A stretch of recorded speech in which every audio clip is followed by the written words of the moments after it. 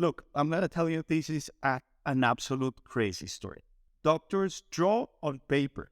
They use their hand and paper to draw the pathologies that they see in your eyes to keep track of the evolution of it. That's great. Yeah. I'm picturing them doing it with crayons.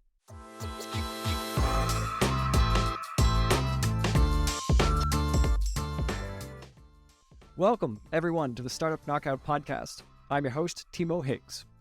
Today, we have Federico Acosta, formerly a clinical engineer and now CEO of Custom Surgical, a startup based here in Munich that is democratizing medical imaging.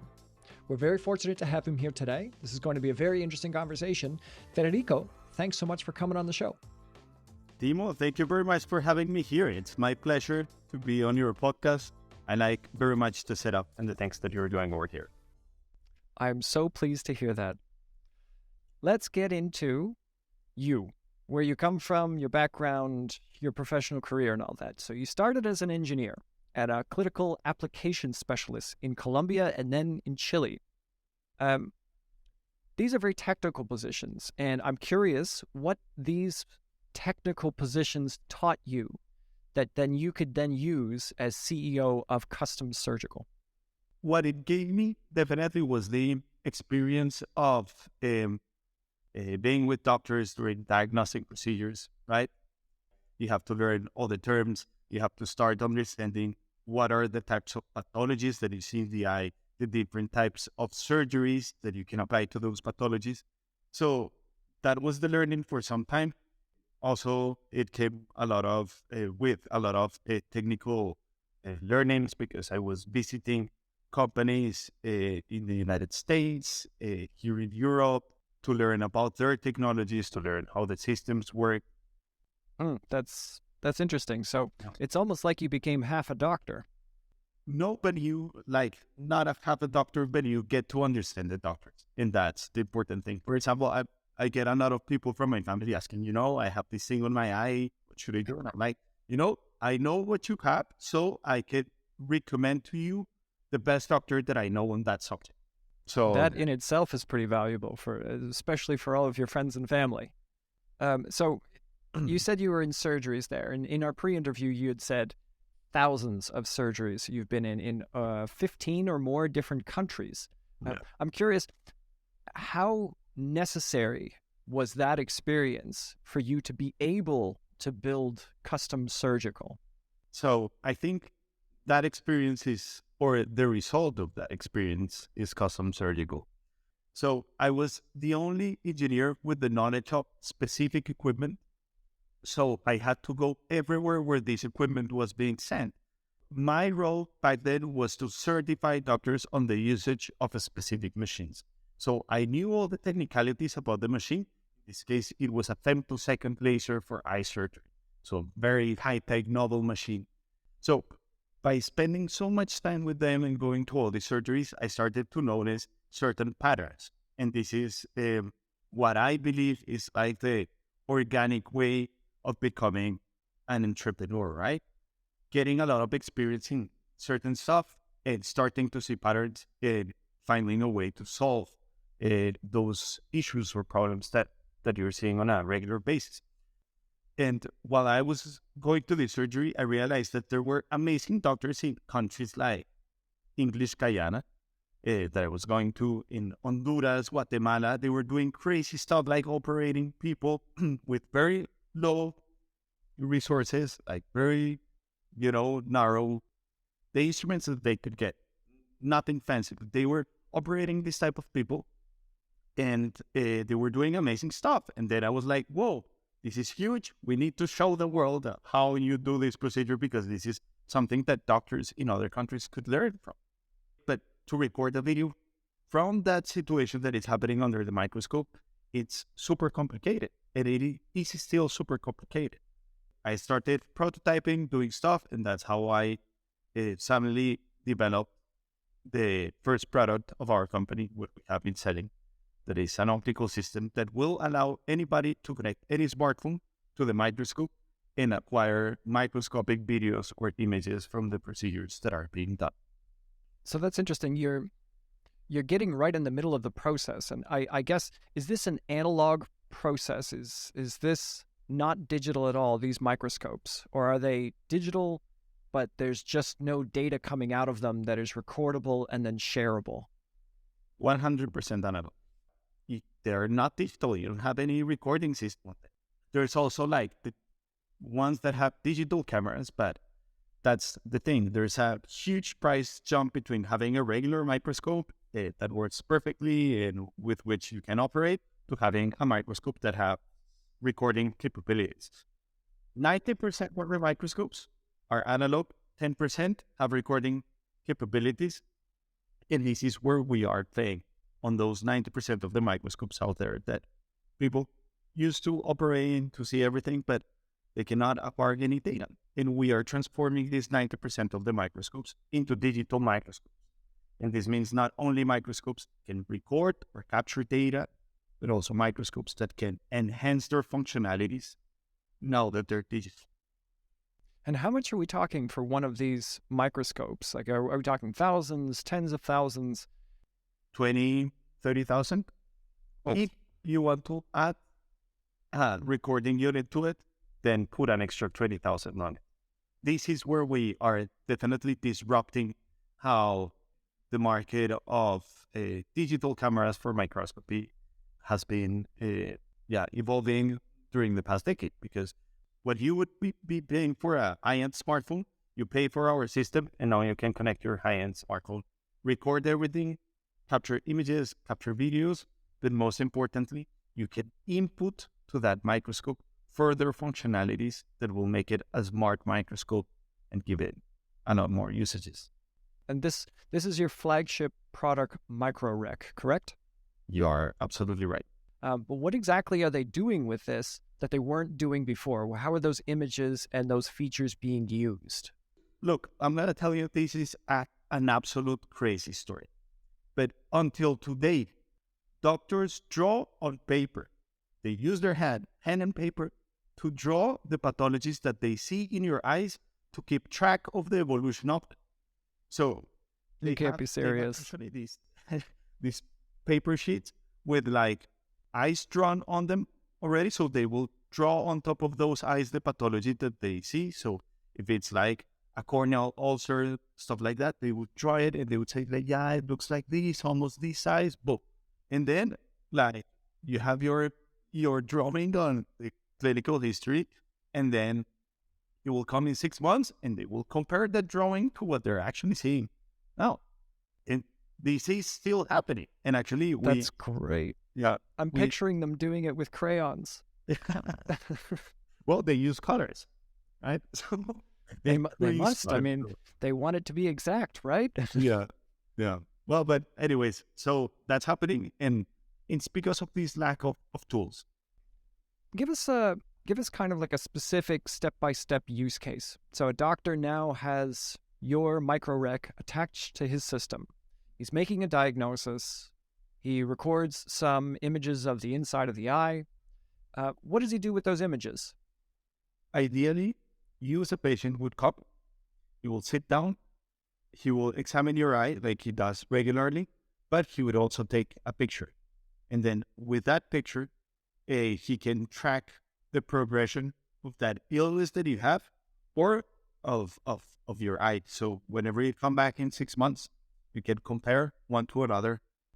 It's like an X-ray or a CT scan or an ultrasound nowadays, where on day one, you notice something, you take a picture of it, maybe 60 days later, you go back, you take another picture, and then you compare the two and see, has this progressed?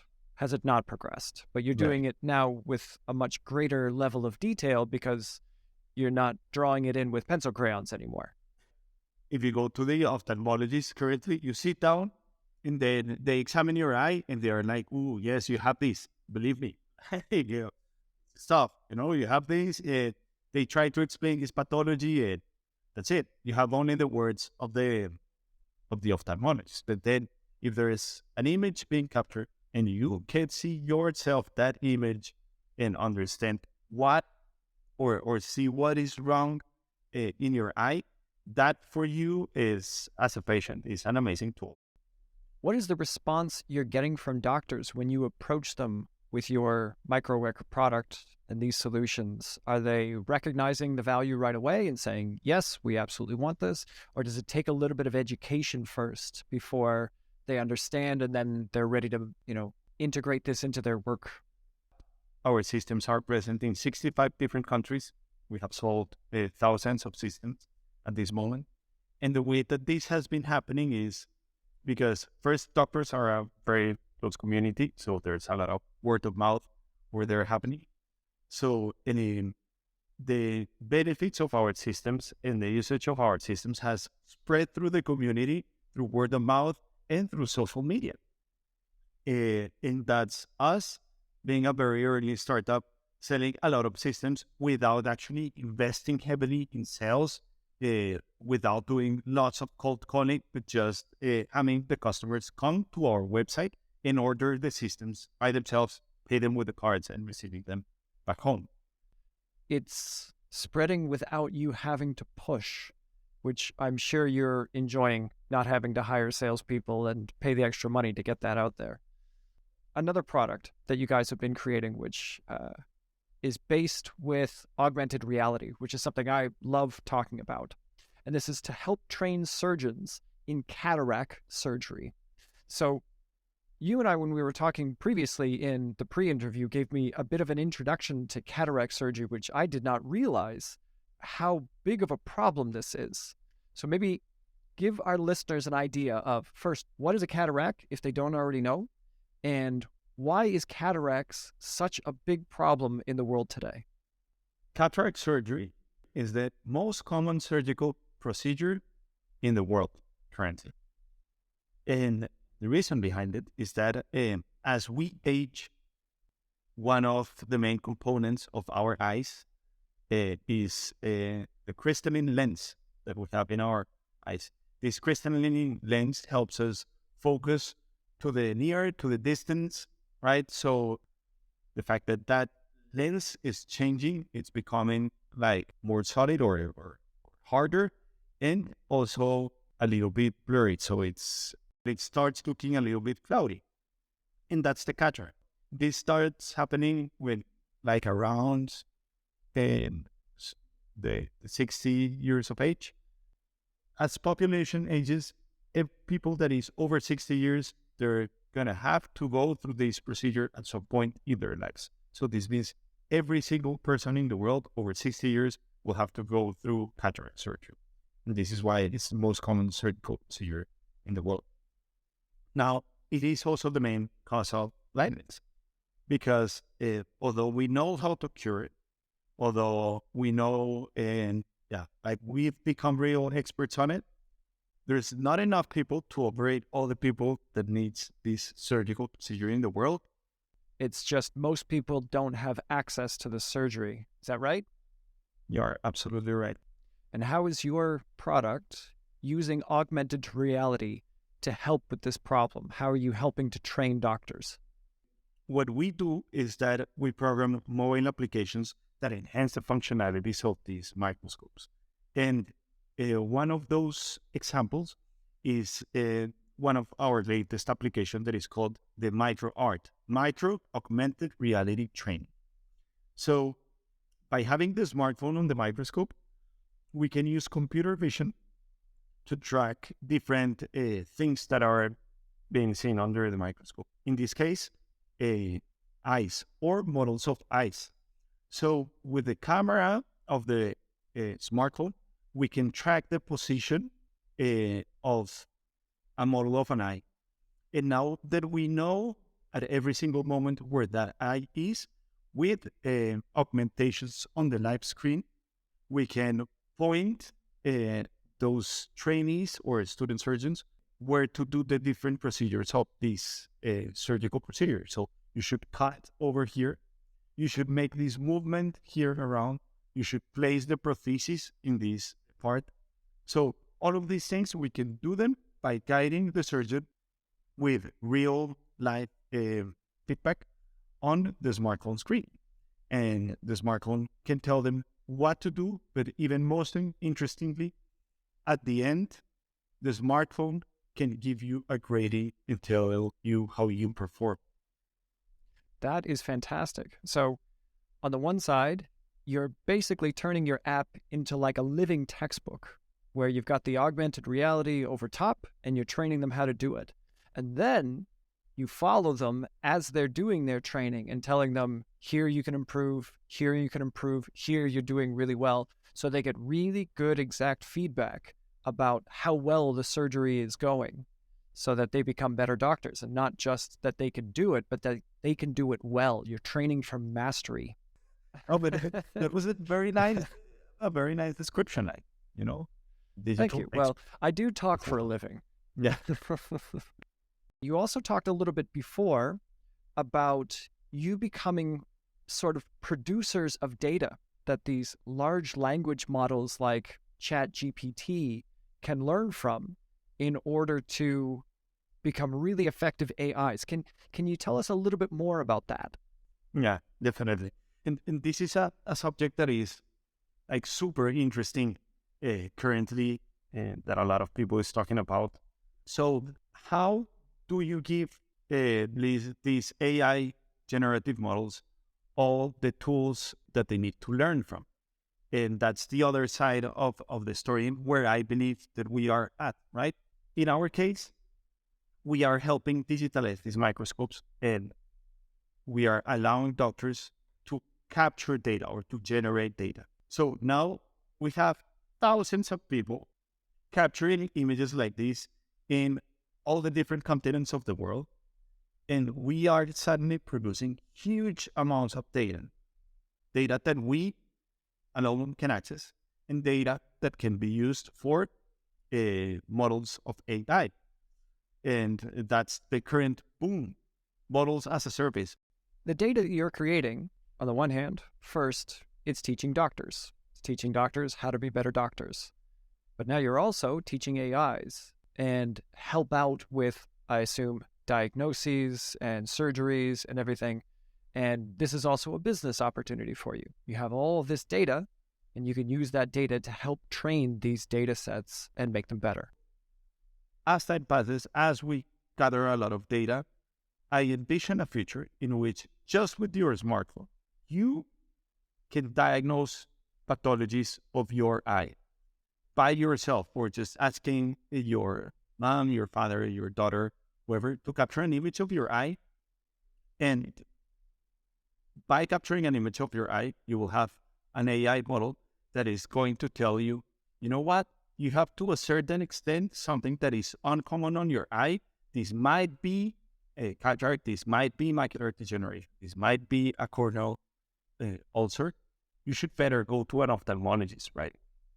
So by democratizing access to images, we get a lot of data, and that data is going to allow us to have artificial intelligence tools that will help us support diagnostics and allow people to be diagnosed on an early stage with tools like just a smartphone. Yeah, this is music to the ears of governments around the world, especially that have socialized medicine, because anything that makes their healthcare system more efficient is a wonderful thing for them, right? Because if you can send people at the right moment so that they don't become more expensive patients into the future, like a blind person takes a lot of money to take care of. But if you can send them right at the right moment without having to do expensive diagnoses, then you can make that, at least that pathway, considerably more efficient and less costly. But I want to talk about you for this last section.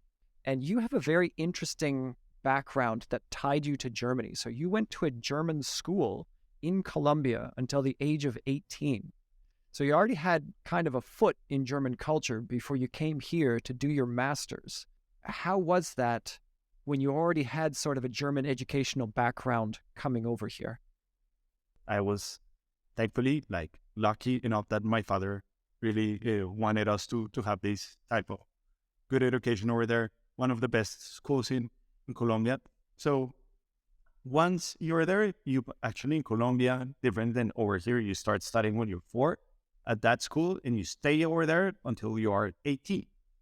So I had already the experience of coming to Germany back when I was at school. I stayed with a family in Baden-Württemberg, in a very small town where they said they spoke German, but it was just a very complicated dialect that I was having a hard time to understand, which I learned a little bit. We love South Germany. Yeah. So the beauty of this country offers like the best education publicly, and not only to German citizens, but also to anyone around the world. I wanted to do something that made sense for my company. So I knew exactly what I wanted to study, and I was super passionate about it. And then I started looking for different possibilities around the world. I came up to a very easy conclusion that it was that I had to come to Germany because that's the only one that I could afford. The startup ecosystem here in Munich, what are your experiences with it? Because you did your master's at the Technical University of Munich, which is doing a very fantastic job of drawing in talent from all over the world, particularly in DeepTech. I'm wondering, have you had any connection with their incubator or accelerator or any of their resources for startups or any of the resources available here in Munich? Munich is very technical focused, while Berlin is more services focused, I would say. And I think part of the reason behind it is the technical university and their programs. They are supporting engineers, scientists to develop their ideas from the ground up.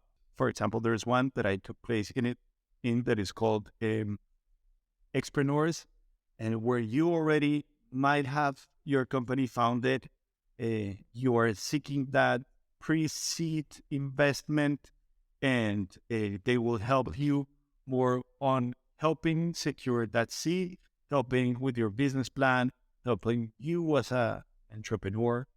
So, yeah, I would say it's fantastic what is being done over here. And then apart from all that support from knowledge and connections that an acceleration program might give you, and all of these evolution process of the Unternehmertum, there's from the state lots of grants devoted for research and development, lots of support for entrepreneurship in all the different sectors, not just in one specific sector. Mostly, of course, on technology-based entrepreneurship. But yeah, there's grants and support from the government on many different aspects. Yeah, and Expreneurs it's a very big program and growing, I've heard. So that I'm not surprised that you took part in that, because there's a lot of funding going into it, and they're doing a lot of work in that area. And that's very encouraging. It's very nice to see how quickly the Munich startup scene is growing with that kind of help. Now, that'll bring us to the end of our talk about you and your product. And to close it off, we're going to play a quick round of Win, Lose, or Draw. Federico, are you ready to play Win, Lose, or Draw? Ready. Love games. Let's do it. Fantastic.